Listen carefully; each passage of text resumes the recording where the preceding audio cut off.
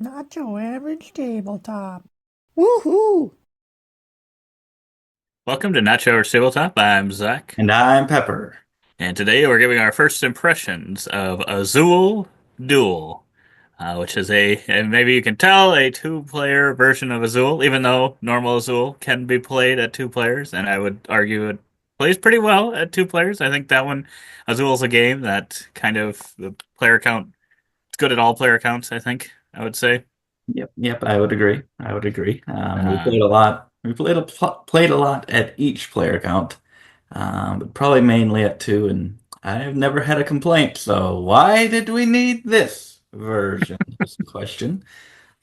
that's true, and I was curious before we played it. I was thinking, I wonder if this is something, they have made four versions of Azul. Not well, a fifth, I guess, if you count Azul Duel.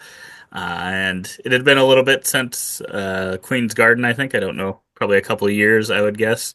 And I thought, well, maybe this is kind of just Azul 5 in a way, and they could have really made it before players. Um, but yeah, so we played it. We played it on Board Game Arena, so we have not played the physical version of this game. I think it just actually came out in retail like last week or something as of filming this. So yeah, this is our first play of it, and yeah, we got through the game. Had to teach, so the time on this is a little skewed, but otherwise, yeah, we got through a game of it. This Board Game Arena, if you've never used it before, kind of helps. Uh, I wouldn't say walk you through it necessarily, but it doesn't allow you to typically like make wrong moves and Yeah, stuff. So it doesn't allow you to kind of go off tracks and yeah, get the rules wrong, kind of thing.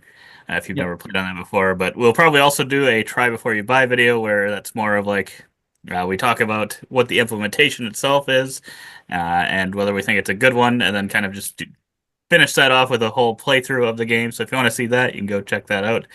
But yeah, what did you think about it? What were your first imps as you were reading through that rule book, and then as we played through our first game?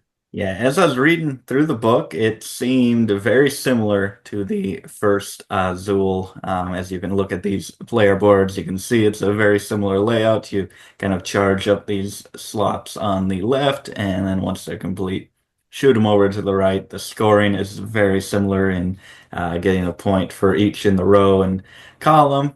Did row and column opposite of what they actually are. I don't know why, but so it seemed like very much the same material as the first one, but I really did enjoy the changes that they made with the game, being able to kind of place, as you can see, it looks like there's pre-printed colors on this mat. Those are not.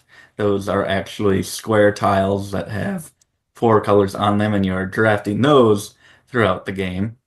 Kind of instead of taking these nice Azul, I assume they're nice tiles, Azul tiles in real life, but on here just colored tiles. Instead of drafting those, you can get kind of these base board type of spots that will give you the ability to place tiles there on future turns. I thought that was cool building out that board, as well as on the left here, you can see we kind of have these hanging token areas, which those will be filling up throughout the game with another thing that you can draft is these kind of tokens. You can see this is a blue and a blank token. We each actually have one of those, and those can be combined if you have two of a same color, and they can sometimes have multiple colors on them.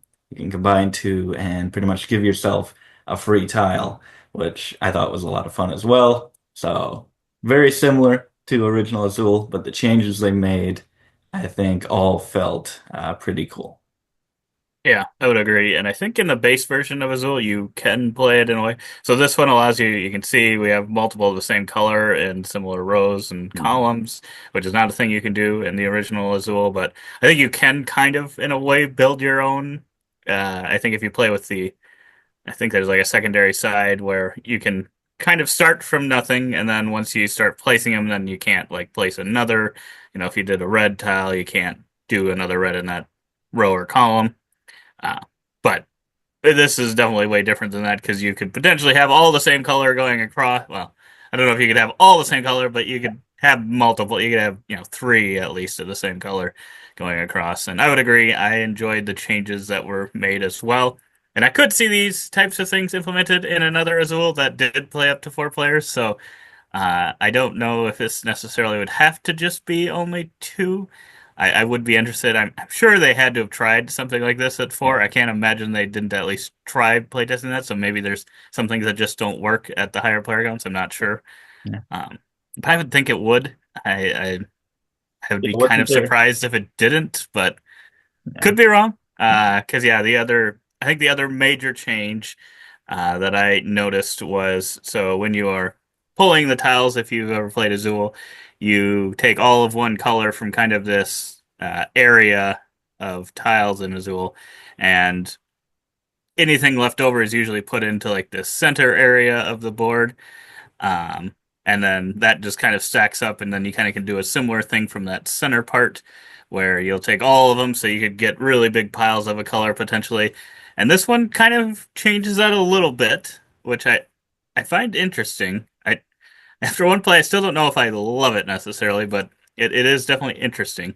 So yeah, here Pepper's got this pulled up here. If you could pick from yeah, you could pick those two reds from that, and then those would typically in the main game of Azul, like there's that opening in the center there. They'd usually kind of all collect into kind of that opening, but instead on this one, so that one is kind of still similar.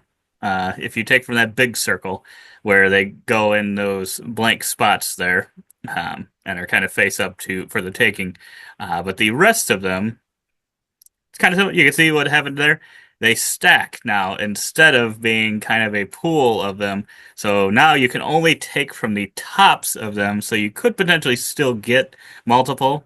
Because yeah, if someone would do that one right next to it where there's two reds, a dark blue and a light blue, and put one of the reds on top, someone could take all the reds from the tops of those centers instead of taking all from one of the collections. So. I thought that was kind of a unique thing that I wasn't, and I still don't know if I'm sure if I like that better or not, or if I like it the same. I don't know that I would ever maybe like it better because I think it already is very good the way it is in the main Azul. But it is a nice twist, I think. I don't think I hate it. I thought originally I might hate it, and I think it works.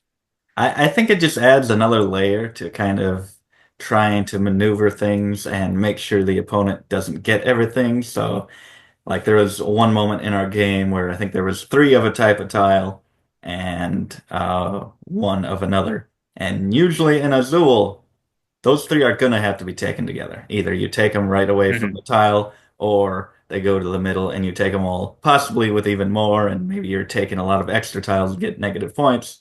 But if you take that single tile, those three go into a stack, and now they're taken one by one throughout the game. So I think that extra layer, I really dug it. I love that part of the game. I can't believe I forgot about it, but thank you for pointing that out because that is I think that's that to game me is probably changing. the biggest change, and That's probably the game. yeah, it really makes it adds a pretty big level because you also get to choose which order you want those in. So Yeah. uh sometimes too, like maybe the person that just laid that second red on top there, maybe they really want to uncover what's under that other red. So they're like, oh, maybe I'll tempt them with this second red on top, so then they'll uncover that. So it just adds these extra little layers, and it's just very interesting. It makes it a lot more difficult. You don't get those kind of fun ones necessarily where it's like, oh, I got five, six things to fill in. So it's a little bit more of a grind to get kind of some of those bigger areas filled in. But you can still do it. You just kind of have to be a little bit more strategic about how you go about that. And yeah, I liked it quite a bit. And at first I didn't know if I would. I was like, eh. But it does create kind of those interesting situations where it's like, well, I don't really want that set of three of those colors, but I know that they want that, so I'm going to make it much harder for them to do it. They're going to have to do it over multiple turns, like you said, and I'll take that single one and then stack those other ones up. But Yeah. yeah, I liked all the changes. I think the one change I was kind of meh on was the placing of those tiles on my personal board because I noticed like the last few that I placed. It's kind of so late in the game that I didn't really get to use those, and maybe as I played this more, I would find I don't know, more unique ways to place them. But I feel like once I would figure out, like, okay, this always seems to be the best way to place them, I'd also always kind of place them in a certain order. Because it seemed, you could start on the right side of your board, you could start on the left. I feel like those don't change whether you do that or start from the middle. You started from the middle. It's probably actually the best thing to do, maybe, but um, I don't know that I necessarily loved it because I think at the end, like I had worked kind of from left to right, and my whole right side there you can see is all blank pretty much. So, Yes, mine and is. yours is similar to that too. So it's like those last few tiles we placed really were kind of meaningless. So that's my only complaint with that. I like the idea of creating your own board and being able to have those tiles. I do like that part. I just wish the last few felt a little bit more interesting because you just don't have enough time to do all of them, which is fine. That's how Azul plays, and that's what makes it great. Is it's always a game where it's like, I just want one more round or I want a couple more tiles, and that's what makes it a great game to begin with. So I'm not saying I want to be able to fill out my entire board, but I just wish they were a little bit more meaningful. Like, oh, I might have a chance of doing a little bit more on that. Um, Yeah. Yeah, I agree there. And I think, yeah, the first one it obviously could go anywhere. Not that interesting, but not really, doesn't feel bad. But those last, as you can see, three, I never even touched. You're just so set on what you want to do, that I like it throughout the game.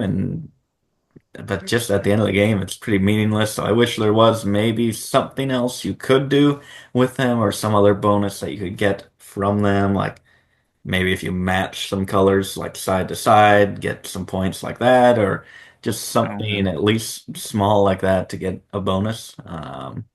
But yeah, Yeah, I and agree. another thing that we only played one game, but these bonuses for like three for a row, seven for a column, 10 for a diagonal, things that are in kind of pretty much in the Azul games already.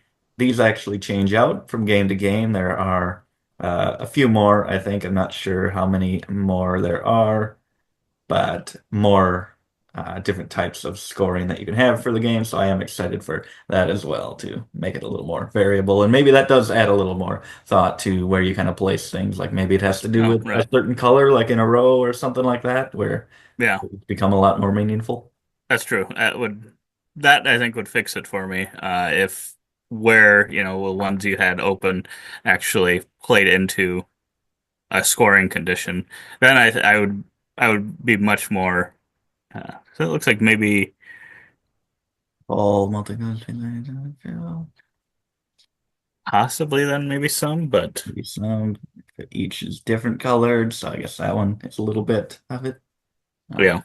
yeah, maybe a But yeah, few more. Could use a few more of these. But yeah, I would agree. But yeah, overall, I think after one play, I'd probably put this one at like an 8. I think I still prefer Base Azul just because it's kind of the game that I always bring up. I really want to just come up with a different game so that I don't always say it every single video.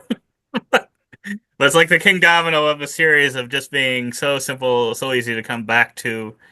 uh, while providing good, crunchy decisions. It's just smooth. It feels smooth for drafting, and this adds that extra level, which I think when I want that, this one is the one that I would pick over Azul, just because that one's you just kind of fly through it. This one makes that feel even lighter, probably than it is. It's not actually that light of a game, but this one would make it feel much much more lighter with kind of the extra decisions going on. But I could see times where I would prefer playing this one over that, and I think what would I put this one? I'd put this one maybe third right now in the series of Azul games. yeah, I agree with a lot of the thoughts there. I usually come in a little bit higher with games here, and Oh boy, a 10. I was maybe less interested in this just because there's so many dual games and so many Azul games. I was like, is this? I don't know. I don't care really. I'll play it, and maybe it's something, but I doubt it's going to be anything too great or mix it up too much. But like I said, a lot of great additions here. This one exceeded my expectations. I'm gonna give this one a 9. I'm not sure If it meets the original, it's just really going to depend on more plays. And Hmm. obviously, original is a classic. I can just keep going back to that when I'm playing it. If the new shiny things here start to wear off after a few plays, or just kind of start to play the same way every time, it might drop down. But I think this is probably as well a top three, at least maybe my second favorite of the Yeah, Azul that's series. what after one play it's hard to say for sure, but that's I can see it being there as well. And maybe someday too if just like wow, there's just a lot going on here that the more and more you play it, the more you respect it kind of thing. Yeah, Uh it maybe could someday take the top spot, but I think it's going to be very difficult because Azul I would say is one of those almost perfect games. it is. It really is. But they will keep trying to perfect it even more. They will try. But yeah, so we'll be doing a try before you buy playthrough kind of video. If you wanted to go check that out, you can go check that out. But otherwise, we hope to see you on our future videos. And as always, don't forget to keep on nibbling on our content.